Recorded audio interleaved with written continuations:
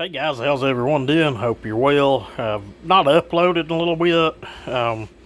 Thought I'd give a little update, show you guys that I'm still kicking and screaming. It's 290. If you'll remember in the video I said that on the saw, I said the carburetor was giving me a little bit of trouble, and I'd kind of found a sweet spot in it, but we ended up taking the saw over to the property, and it went to doing the same crap again. It didn't matter where you tuned it. It would run really good 1 second and then just load up and go to flooding out. So I got to thinking, and that is the same carburetor I think that I'd had on the 290 that we had just traded off back to Simple Man and ended up having to get replaced from the Duke. I just kind of forgot about it. It's been a while. But what I ended up doing is we just took the OEM carb off of this, which is what I should have done in the first place, and stripped it down, give it a good cleaning, pulled the limiters out of it, and threw a rebuild kit in it. And she's acting a lot better now. I'll know more about it tomorrow when I'm able to get it out and do some test cuts with it, and then hopefully this weekend, if we're able, we get back over to the property and put a little bit of time on it. But I've just been kind of busy with other stuff, and I've got a lot of other stuff going on, so I'll try to get videos out as I can. But let me start this thing up and let you guys hear it. It is sounding pretty good now. I've got it tuned a little fat still yet.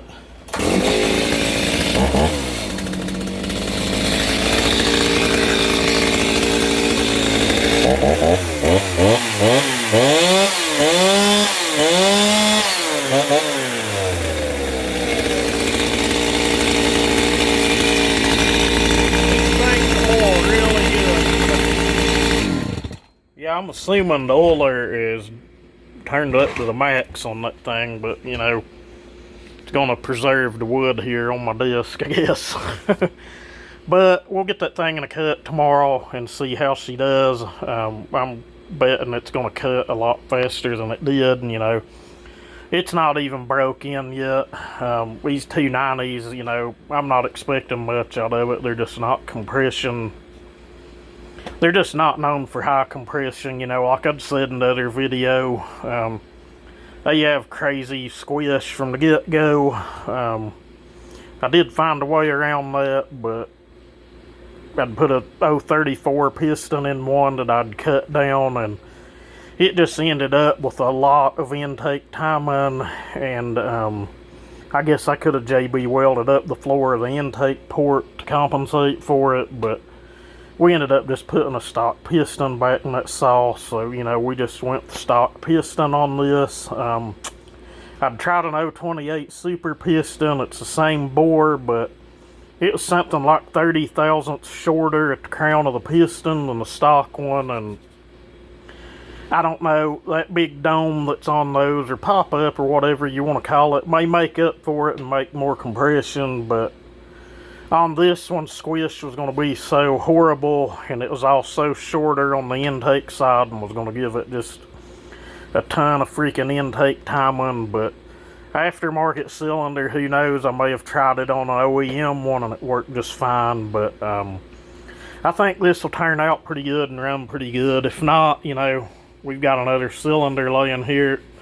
We'll give it another try, but port work on it was pretty minimal. I showed it. We threw a little intake timing at it and a little transfer timing and widened and polished the exhaust port, and that's about it, really, to be honest with you. And I've got some ignition timing through at it, and a muffler mod on it. Didn't go crazy with it with the really high squish. I just wanted to retain some back pressure on it. That does help. Big open mufflers ain't always the trick, especially when you don't have a lot of compression to work with from the beginning. But that said, we've got some other projects we're going to get into. Let's see, this is the Mac 1010 we're doing. I did video painting this. I've not really videoed much of nothing else, but that is acrylic enamel automotive 2K paint. I I put something like 4 coats of a high build 2K primer on it, and got it cut down pretty slick. And I'm wanting to say there's 4 coats of this on it as well, so you know, this stuff sets up hard as a rock. We shouldn't have no issues with it getting scratched. I'm sure it still will, but it won't get as scratched up as, say, rattle cannon it would do. I did paint that pulley. Every one I've ever tore down or rusted and pitted, so it's like, what the hell, we'll just paint it. May make it last a little longer. What else have we got in here that I painted? I've got it either black. I'm kind of undecided whether I want to paint any black on that tank or not, but who knows. Front cover looks pretty good. It's a high gloss chrome yellow was the name of the color. When I first started spraying the first couple of coats, I wasn't too tickled with it, and it flashed off and looks pretty good. Got the engine over here. This is the one we're doing the 1010S engine in. I've not really videoed a lot on it, but we cut the bridge out of the exhaust port, widened it pretty good. I'm going to work on the transfers a little more, but what we done, we kind of blended in and dropped them down a little bit. I didn't go crazy with it. Exhaust timing left stock on it. And guys, I'll just tell you on these Macs, just leave the exhaust timing stock. And if it's plain old 1010, leave the intake timing alone. But we just kind of went in and worked some angles on this. I did throw a few degrees of timing at it, but didn't go crazy with anything. I'm not going to do anything crazy like cut the bearing pockets out or anything. You guys that do that, my hat's off to you. I'm just, I don't have the patience for that, and I'm not going to either. It would take forever to cut those pockets out by hand, and I'm just not going to do it. You're not gaining that much power anyway if you just leave your exhaust roof alone. Widen your ports and, you know, do a few other little things to it. It's all run damn good anyway. Seems everybody out there is wanting to reinvent the wheel on these, but I'll tell you, Robert McCulloch was a damn genius, and we're able to squeak a little more power out of them, but, you know, that man knew what the hell he was doing. What we have here, I've got this in today. I think we got this on within 11 days. I think Wednesday would have made 2 weeks, maybe Thursday. I'm not for sure that I ordered it, but hopefully there's enough parts in here to put together a couple, if not 3 365s. One of those is for Simple Man. I'm going to do a complete restoration on that saw. All 3 saws. If we do 3, I know I'm going to do 2 right off the bat, but they'll basically about be OEM rebuilds. I did pick up, you know, a few things here in this box from Farmer Tech just to save me a little bit of money on it, but you know, they'll have mostly OEM parts, OEM top ends and pistons, and you know, mainly we just got some side covers and like just some random things in here for the saws. But what this is here is I wanted to show you guys. I do have some stuff in here, hopefully, to get one of the 288s going.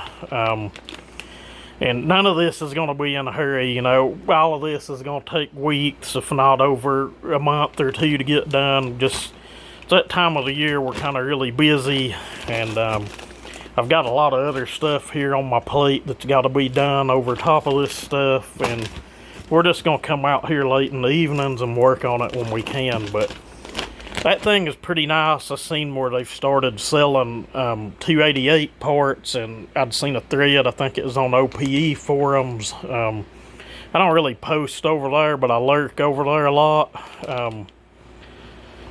It looks like sometime this year, I'd heard they were going to do a 395 kit, but it does look like they're indeed going to do a 288 XP kit, but that's probably not one I'm going to buy because I've got, you know, 2 or 3 that I know I'm going to be able to build of the actual saw here. But, you know, we may pick up some other random parts for some of the saws. I've not had a problem with any of their stuff, so you know, we'll keep buying it until quality control fails. But as you can see, you know, we've got clutch covers. I think there's a starter cover in there and a handlebar. I buy their bearings and seals. I've not had a problem. Some people are going to frown on that, but honestly, I've had Farmer Tech bearings outlast new steel OEM bearings. So, you know, back to that saying, you know, run good oil. There's some chains in here. I'm really liking their chains. They cut to my liking just right out of the box. If you've not ran one, you know, like that chain was $6 on the order and it didn't affect shipping at all. It's I think a 20-inch 72 drive link. That's 90% of what I run here.